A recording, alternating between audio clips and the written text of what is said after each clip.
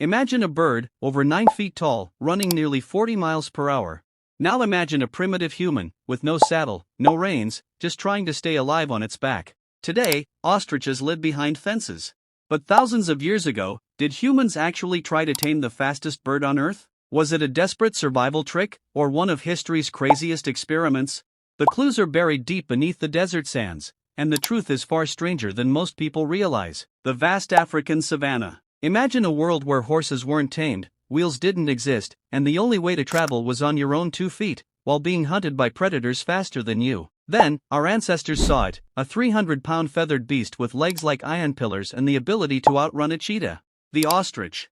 To a primitive human, this wasn't just a bird, it was a monster that could kill a lion with one single kick. Yet, ancient rock art from the Sahara to the Arabian desert shows something mind-blowing: carvings of humans seemingly mounting and controlling these giants. But here is where the science gets tricky. An ostrich's spine isn't built like a horse. It's delicate, and its balance is incredibly precise.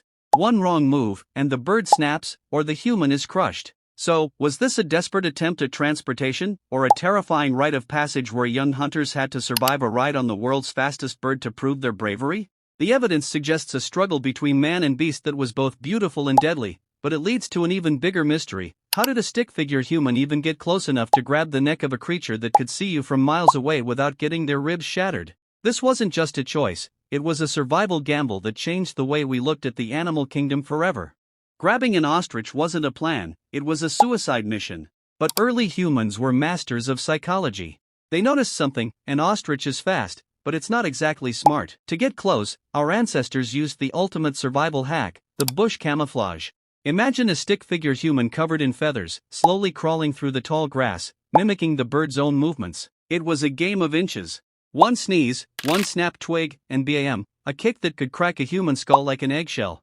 But once they were close enough, that's when the chaos began. Without saddles or stirrups, they had to leap and grab the base of the long, muscular neck. The science here is insane. An ostrich runs at 40 miles per hour, with a bouncing gait. For a human, staying on was like trying to ride a lightning bolt during an earthquake. They didn't use reins, they used weight distribution and gentle neck pressure to steer this feathered rocket. It wasn't about dominating the bird, it was about surviving the ride.